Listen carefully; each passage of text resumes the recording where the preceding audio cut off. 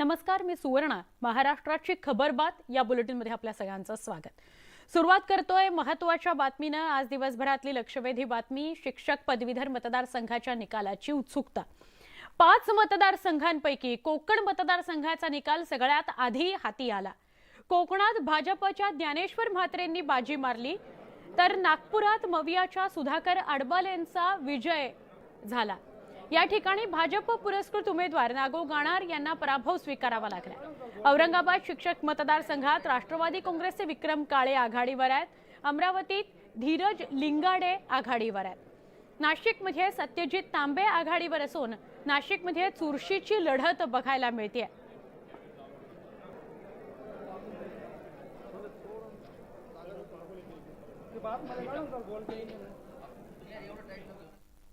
सविस्तरपणे बातम्या बघूयात. नागपूरमध्ये भाजपला मोठा धक्का बसलेला आहे. नुकत्याच हाती आलेल्या नागपूर शिक्षक मतदारसंघाच्या निवडणुकीत महाविकास आघाडीचे उमेदवार सुधाकर आडबाले हे विजयी झाले. त्यांनी भाजपच्या नागो गाणार यांचा पराभव केला. हा भाजपकरता मोठा धक्का असल्याचं सांगण्यात येत आहे. सुधाकर आडबाले यांच्या विजयानंतर ट्विट करत काँग्रेस प्रदेशाध्यक्ष नाना पटोले यांनी भाजपला डिवचलंय. नागपूर विभागातील उमेदवार नागो यांच्यापेक्षा सुधाकर आडबाले यांनी दुप्पट मतं घेतली.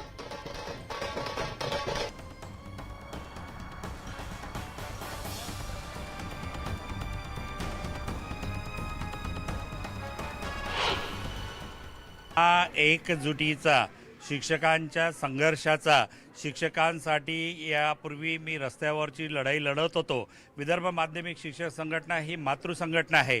या संघटनेमध्ये मागील 30 वर्षापासून मी काम करत आहो.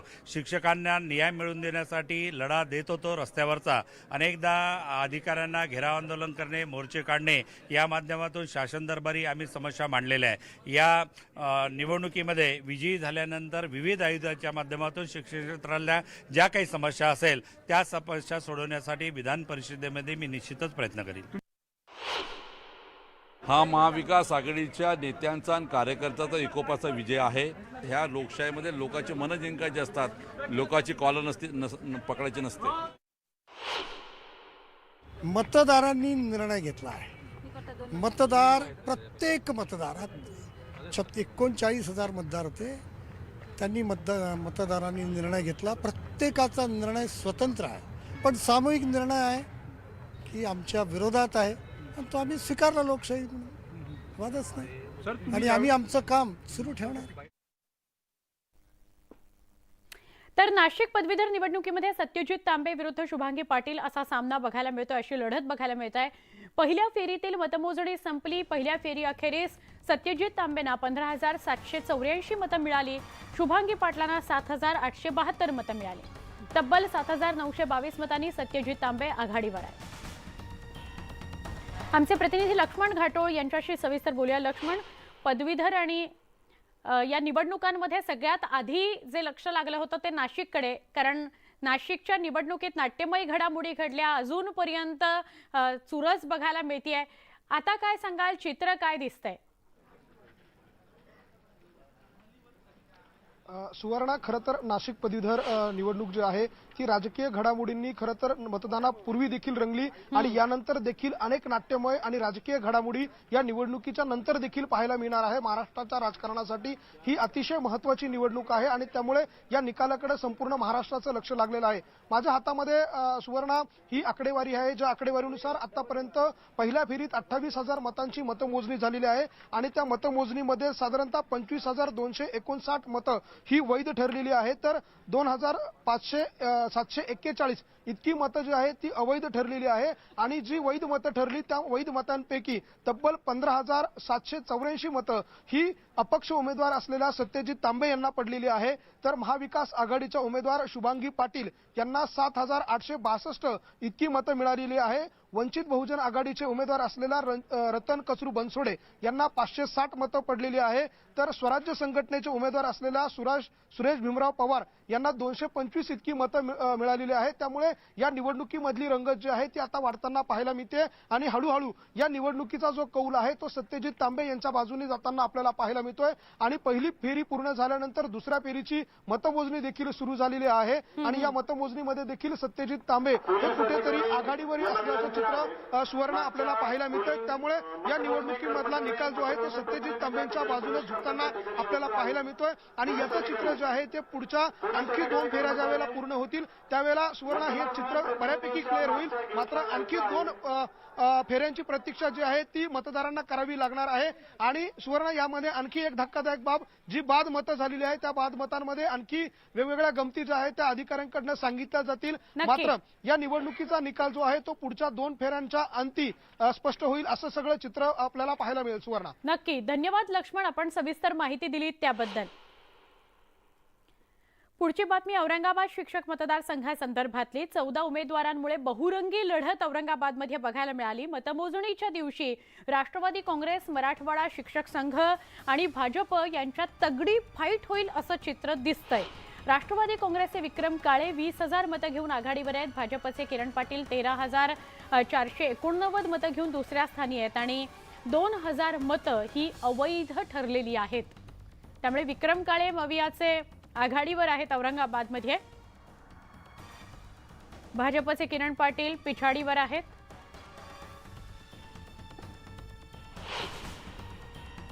जेवढे उमेदवार आता खाली आहेत त्या सगळ्यावरती 2 नंबरची मतं सुद्धा मला आहेत आणि निश्चितपणाने ते मला मिळतील असा सगळा ट्रेंड दिसतो। गुलाल तयारच आहे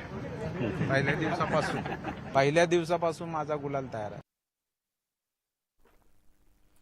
आता बोलूया अमरावती पदवीधर विषयी। अमरावती पदवीधर मतदारसंघाची मतमोजणी सुरूच आहे। अमरावतीत दुसऱ्या फेरीत धीरज लिंगाडे हे 1600 मतांनी आघाडीवर आहे। धीरज लिंगाडे हे मवियाचे उमेदवार आहेत आणि ते आघाडीवर आहेत। अमरावतीत सुद्धा भाजप पिछाडीवर दिसतंय। अमरावती, नागपूर, औरंगाबाद या तिन्ही ठिकाणी तसंच चित्र बघायला मिळालं होतं। मवियाचे धीरज लिंगाडे हे 1600 मतांनी आघाडीवर आहेत अमरावतीमध्ये। अनेक मुद्दे घेऊन आम्ही लोकांसमोर गेलो, त्यामुळे जनतेने आम्हाला खऱ्या अर्थानं आशीर्वाद दिलाय। महाविकास आघाडी सत्तेवर परत यावी, महाराष्ट्रामध्ये सत्तेवर यावी हा मतदारांचा कौल आहे किंवा त्यांना असं वाटतं की महाविकास आघाडी आली पाहिजे परत। निश्चित महाविकास आघाडीची जागा निवडून येईल हा आत्मविश्वास आहे। तर कोकण शिक्षक मतदारसंघ निवडणुकीमध्ये भाजपनं पहिलेच विजय मिळवला। भाजपच्या ज्ञानेश्वर म्हात्रेंनी विजय नोंदवला। ज्ञानेश्वर म्हात्रे यांचा 9,086 मतांनी विजय झाला। सकाळच्या पहिल्याच सत्रात त्यांचा विजय समोर आला।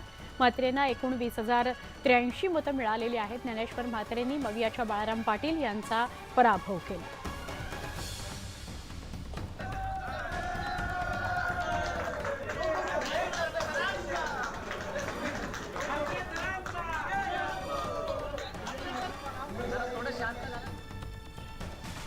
इतर घडामोडींकडे वळणार आहोत। कोल्हापूरच्या जिल्हा मध्यवर्ती बँकेवर काल ईडीच्या 2 पथकांनी छापा टाकला होता। अखेर 30 तासांनंतर ईडीचे अधिकारी बाहेर पडलेले आहेत। यावेळी 4 जणांना समन्स बजावण्यात आलंय, तर कोल्हापूर बँकेचे 5 कर्मचारी यांना ताब्यातही घेतलं गेलंय। ताब्यात घेतलेल्यांमध्ये बँकेचे एमडी डॉक्टर PB माने यांनाही ताब्यात घेण्यात आलंय। यावेळी ईडी अधिकाऱ्यांनी 4 बॉक्स भरून कागदपत्र जप्त केलेली आहेत। काल सकाळी 10च्या सुमारास हे पथक चौकशीकरता दाखल झालं। दरम्यान चौकशीसाठी अधिकाऱ्यांनी जिल्हा मध्यवर्ती बँकेचे मुख्य कार्यकारी अधिकारी तसंच महत्त्वाच्या अधिकाऱ्यांची कसून चौकशी केल्याची माहिती मिळते। राष्ट्रवादी काँग्रेसचे नेते हसन मुश्रीफ या बँकेचे अध्यक्ष असल्यानं हसन मुश्रीफांच्या निवासस्थानानंतर जिल्हा मध्यवर्ती बँकेत ईडीनं छापा टाकला। संपूर्ण जिल्ह्यात या सगळ्या घडामोडींमुळे खळबळ उडालेली आहे। आमचे प्रतिनिधी ज्ञानेश्वर साळुखे यांना अधिक विचारूया। ज्ञानेश्वर, आधी हसन मुश्रीफांची कार्यालय, घर आणि आता बँकेची चौकशी झाली। 30 तासांहून अधिक काल चौकशी सुरू होती आणि कारवाई सुद्धा झाली आहे, काय अधिक सांगाल? आपल्याला माहितीच आहे की हसन मुश्रीफ यांच्यावरती मनी लॉन्ड्रिंगचे आरोप आहेत आणि साखर कारखान्यामध्ये हे सगळे पैसे गुंतवल्याचा आरोप आहे तो होताना पाहायला मिळतो। याच अनुषंगाने ईडीने वारंवार हसन मुश्रीफ यांच्याकडे तपासणी आहे ती त्यांच्या घरावरती आणि इतर कार्यालयावरती छापे टाकून केली होती, मात्र त्यामध्ये काहीच हाती लागलं नव्हतं। त्यानंतर मात्र ईडीनं आपला जो मनसुबा आहे तो कोल्हापूर जिल्हा मध्यवर्ती बँकेकडे वळवला आणि या ठिकाणी मोठं घबाड आहे ते या अधिकाऱ्यांच्या हाती लागल्याचं आपल्याला पाहायला मिळते. कारण 4 बॉक्स आहेत, इतकं सगळं साहित्य आहे, हे सगळे अधिकारी आहेत, कागदपत्र आहेत ते घेऊन आता रवाना झालेले. 30 तास सलग ही चौकशी आहे ती जिल्हा मध्यवर्ती बँकेमध्ये सुरू होते आणि या बँकेच्या माध्यमातून जे कर्ज वितरण झालं त्या कर्ज वितरणावरती प्रामुख्याने या ठिकाणी काही संशयास्पद गोष्टी ईडीच्या अधिकाऱ्यांच्या हाती लागल्याची आहे ते शक्यता व्यक्त केली जाते आणि त्याच अनुषंगाने साखर कारखानदारांना कर्ज वितरण करणाऱ्या विभागातले 3 अधिकाऱ्यांनी बँकेचे मॅनेजिंग डायरेक्टर या चौकशीसाठी ईडीनं ताब्यात घेतले आणि ईडीचे अधिकारी आहेत ते त्यांना घेऊन मुंबईकडे रवाना झालेले आहेत. खरं तर संताजी घोरपडे आणि ब्रिक्स इंडिया या कंपनीच्या माध्यमातून हसन मुश्रीफ यांनी मनी लॉन्ड्रिंग च्या पद्धतीनं आहे तो पैसा गुंतवल्याचा आरोप आहे तो या ठिकाणी हसन मुश्रीफ यांच्यावरती होतोय आणि त्या अनुषंगाने हसन मुश्रीफच अध्यक्ष असलेल्या कोल्हापूर जिल्हा मध्यवर्ती बँक ही 2 दिवसापासून ईडीच्या रडारवर होती आणि आता 30 तासानंतर ही चौकशी आहे ते प्रामुख्याने संपलेली आहे आणि 4 अधिकाऱ्यांना आहे ते ताब्यात घेण्यात आलेलं आहे. होय, धन्यवाद ज्ञानेश्वर, आपण माहिती दिली त्याबद्दल. कसबा विधानसभा मतदारसंघ पोटनिवडणूक काँग्रेसनं लढवावी अशी आमची भूमिका आहे. उद्या मवियाच्या बैठकीत आम्ही ती भूमिका मांडणार आहोत असं काँग्रेसचे प्रदेशाध्यक्ष नाना पटोले म्हणाले. आज काँग्रेसच्या पक्षनेत्यांची बैठक पार पडली. कसबा आणि चिंचवड विधानसभा पोटनिवडणुकीकरता काँग्रेसची काय भूमिका असावी याबाबत या बैठकीत चर्चा झाली.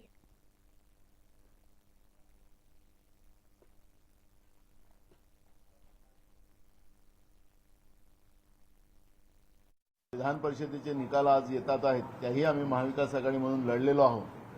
उद्या महाविकास आघाडीच्या मीटिंग मुंबई या ठिकाणी होती आहे आणि त्या ठिकाणी महाविकास आघाडी म्हणून आम्ही निर्णय घेऊ आणि त्याच्यामध्ये आम्ही कसबा या ठिकाणी परंपरागत जागा काँग्रेस पक्षाची ती जागा आम्ही लढायची आणि अशा पद्धतीची एक भूमिका आज आमच्या पार्लमेंटरी बोर्डामध्ये आम्ही निर्णय घेतलेला आहे. राज्यात भाजप शिवसेनेचं सरकार असताना विरोधी पक्षातील नेत्यांच्या फोन टॅपिंगचा आरोप करण्यात आला होता. त्यामुळे रश्मी शुक्ला फोन टॅपिंग प्रकरणानंतर सावध भूमिका घेत उद्धव ठाकरे यांनी पक्षातील मुख्य पदाधिकारी, नेते, उपनेते, आमदार, खासदारांच्या पीएसह सगळ्या स्टाफना फक्त आयफोन वापरण्याच्या सूचना दिल्या होत्या अशी सूत्रांची माहिती आहे. मात्र अशी कोणतीही सूचना नसल्याचं विधान परिषदेचे विरोधी पक्षनेते अंबादास दानवे यांनी स्पष्ट केलं. सध्याच्या सरकारवर विश्वास नाही म्हणून काळजी घ्या, सक्ती नाही, आयफोन वापरण्याबाबतच्या सूचना नसल्याचं दानवेंनी स्पष्ट केलं.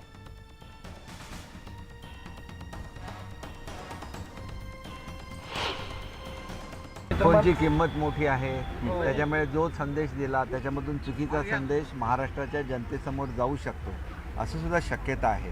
कारण आयफोन कोणाला परवडत नाही, कारण लाखाच्या आसपास किंमत असते. अगदी 60,000 पासून रेंज सुरू होते, ती 1,00,000-2 लाखापर्यंत जाते. अर्थात कार्यकर्ते तेवढे श्रीमंत झाले असतील. तुम्ही जर उद्याच्याला कुठल्या चॅनलचं काम करत असाल आणि त्या चॅनलनी ठरवलं की आपण आता नोकियाचाच फोन वापरायचा तर तो तुमचा अधिकार आहे, त्याला आम्ही काय करणार. तसं शिवसेना एक स्वतंत्र पक्ष आहे, त्या पक्षाच्या वरिष्ठांनी त्यांना कोणते आदेश द्यायचे ते त्यांनी त्यांचा विचार करून दिलेले आहेत. त्याच्यात आम्ही चर्चा करून वेळ घालवायचं काय कारण. पुणे शहरात गेल्या काही दिवसांपासून गुन्हेगारांनी धुमाकूळ घातलाय. कोयता गँग तर गल्लीबोळात तयार झाले आहेत. शहरात खुलेआम गोळीबाराच्या घटना घडत आहेत. पुणे पोलिसांच्या रेकॉर्डवर तब्बल 2,500 गुन्हेगार वॉन्टेड आहेत.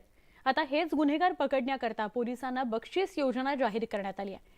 जे काम करण्याकरता नियुक्ती करण्यात आली आहे तेच काम करण्यासाठी पोलिसांना बक्षीस कशाला असा प्रश्न उपस्थित होतोय. आरोपी पकडा, बक्षीस मिळवा. पुणे पोलिसांचा नवा फंडा. गुन्हेगारीवर लगाम लागणार. पुणे शहराला गुन्हेगारीचं जणू ग्रहण लागलंय. अलीकडच्या काळात कोयता गँगमुळे पुणे पोलीस चांगलेच हैराण झालेत. कोयता गँगवर आळा घालताना पोलिसांच्या अक्षरशः नाकी नवलेत. पुणे शहरात वाढत्या गुन्हेगारीच्या घटनांची दखल राज्याचे गृहमंत्री देवेंद्र फडणवीस आणि पोलीस महासंचालक रजनीश शेठ यांनाही घ्यावी लागली. त्यावरून तुम्हाला पुणे शहरातल्या वाढत्या गुन्हेगारीची कल्पना आली असेल. कोयता गँगचा बंदोबस्त करण्यासाठी आता पुणे पोलिसांनी स्पेशल स्क्वॉडची स्थापना केली आहे। पोलीस महासंचालकांनी त्याची घोषणा केली आहे। मात्र असं असतानाही पुणे शहरातील गुन्हेगारी काही आटोक्यात येताना दिसत नाहीये। त्यामुळे पोलिसांनी आता एक अनोखी शक्कल लढवली आहे। गुन्हेगारांना पकडणाऱ्या पोलिसांना पोलीस दलाकडून बक्षीस दिलं जाणार आहे। सशस्त्र गुन्हेगाराला जेरबंद केल्यास 10,000चं बक्षीस दिलं जाणार आहे। फरार आरोपीला अटक केल्यास 10,000 रुपये, वॉन्टेड आरोपी पकडल्यास 5,000 रुपये, मोक्कातील आरोपीला अटक केल्यास 5,000, एमपीडीएतल्या गुन्हेगाराला बेड्या ठोकल्यास 5,000चं बक्षीस दिलं जाईल। पुणे शहरातल्या वाढत्या गुन्हेगारीचा आकडा पाहता जणू गुन्हेगारांनी पोलिसांना आव्हान दिलंय। त्यामुळे गुन्हेगारीला लगाम आणि गुन्हेगारांना जेरबंद करण्यासाठी पोलिसांना प्रोत्साहनपर बक्षीस जाहीर करण्याची वेळ पुणे पोलीस दलावर आली आहे। याविषयी पुणे पोलिसांनी एक पत्रक जारी केलंय। खरं तर शहरात कायदा आणि सुव्यवस्था राखण्याची जबाबदारी पोलिसांवर असते, पण नियमून दिलेल्या कामासाठी पोलिसांना बक्षीस कशासाठी असा सवाल विरोधी पक्षनेते अजित पवार यांनी उपस्थित केलाय। बक्षिसाच्या बद्दलचं प्रलोभन म्हणता येणार नाही, परंतु अशा प्रकारे काही दाखवायला लागला तर मग तो पोलीस म्हणेल की मला एखादं बक्षीस जाहीर केल्यावरच मी त्याचा तपास करीन। वास्तविक मी ह्याच्याबद्दल संबंधित वरिष्ठ अधिकाऱ्यांना जरूर विचारीन की बाबा हे करण्यापाठीमागचं कारण काय, हे तुम्ही नवीन पायंडे कशा करता पाडतात। पुणे शहरात दिवसेंदिवस गुन्हेगारीचं प्रमाण वाढत चाललंय। त्यामुळे गुन्हेगारांवर पोलिसांचा वचक कमी झालाय की काय असा प्रश्न सर्वसामान्य पुणेकरांना पडलाय। मात्र आता पुणे पोलिसांनी गुन्हेगारी रोखण्यासाठी बक्षीस योजना जाहीर केल्यानं तिचा फायदा खरंच गुन्हेगारी नियंत्रणासाठी होणार का हे पाहणं महत्त्वाचं ठरणार आहे। व्हिडिओ जर्नलिस्ट गणेश कदमसह वैभव सोनवणे, न्यूज 18 लोकमत, पुणे। महाराष्ट्राची खबरबातमध्ये पुन्हा एकदा स्वागत। शेअर बाजारात सध्या सुरू असलेल्या चढउताराच्या पार्श्वभूमीवर सोन्याच्या दरात विक्रमी उसळी पाहायला मिळते। सोन्याच्या दरानं आता नवा उच्चांक गाठलाय। मुंबईत प्रतितोळा सोन्याचा दर 59,530 रुपयांवर गेलाय। त्यामुळे सर्वसामान्यांच्या खिशाला कात्री बसणार आहे। दरम्यान सोनं खरेदीदारांना कालच जाहीर झालेल्या 2023च्या अर्थसंकल्पातून मोठा धक्का बसलाय। अर्थसंकल्पात सोने चांदीच्या आयात शुल्कात वाढ करण्यात आली आहे। त्यामुळे सोन्याच्या दरामध्ये येत्या काळातही वाढच होणार आहे।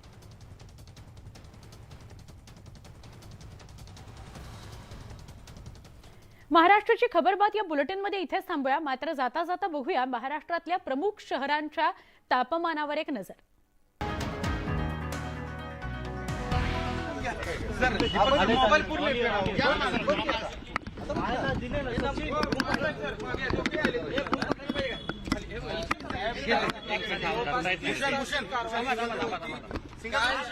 कागदपत्र देखील काय घेतलेलं आहे।